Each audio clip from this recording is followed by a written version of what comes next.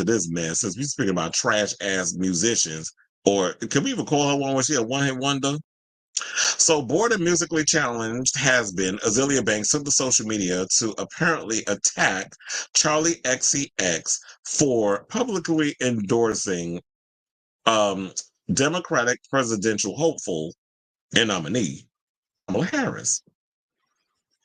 So Charli branded the vice president as brat after Joe Biden endorsed her for the Democratic presidential nominee and announced that he was dropping out of the race on Sunday, saying Kamala is brat. This is what Charli XCX's post, which has since been viewed more than 46 million times, read.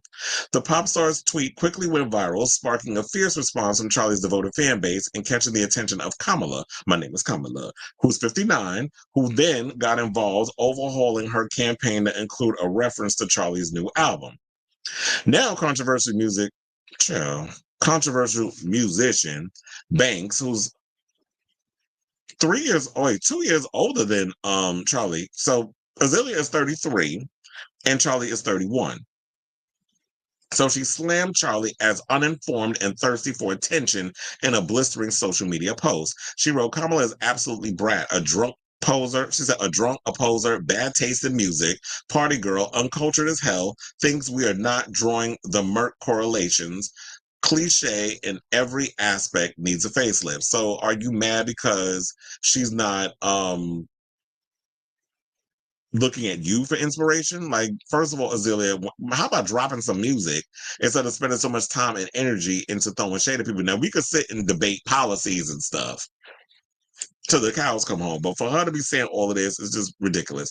So taking aim at British star Charli, she added the following. She said, and now, all of a sudden, a non-citizen with tons of problems in her own country due to Brexit, something like 2 out of every 5 children don't have enough to eat, Parliament invaded by KGB anchor babies like Eve Jihad. I don't know what that is, because I don't know UK politics.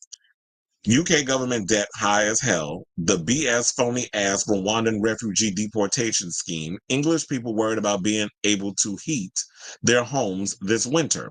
Girl, you are uninformed and thirsty for attention. Please give it a effing break. You haven't a single clue of what life is like for women in America. You know nothing about Kamala Harris. Go ahead and pay the 48% California state tax on top of the 30% federal tax. Please be my guest. Don't too big for your, I think she meant to put B in there because she didn't. She said, don't too big for your britches, sis. American girls will absolutely run you out of town. Well, here's the thing. Charli did actually, I don't know if she still lives in the US, but she did for a while. She had a house out in California. I think she even recorded the Brat album in LA.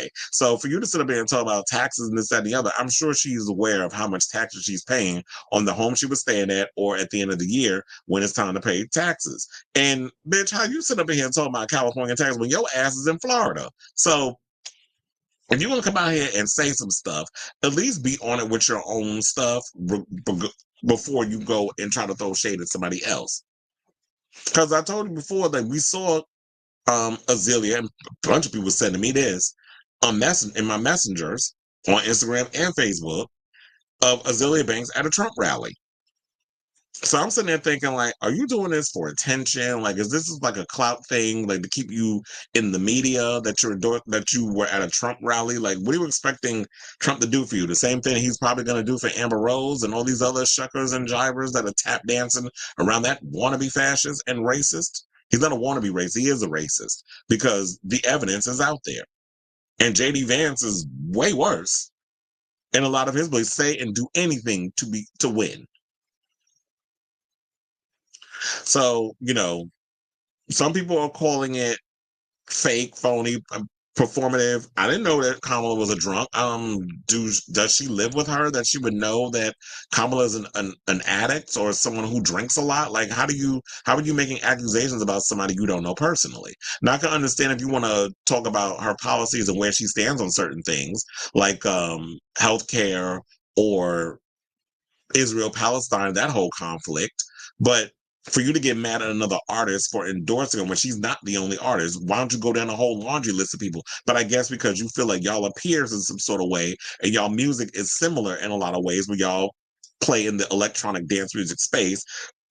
The only difference is that Charli is on album number 6, and I don't even know what album has Azealia even released an album. I know she released the EP and a bunch of other, mixtapes or whatever, but has she ever released a full length? I think she actually did. Broke with Expensive Taste. You came out with 1.5 damn albums while she's on her sixth. And you sitting out here trying to read this girl on who she's endorsing.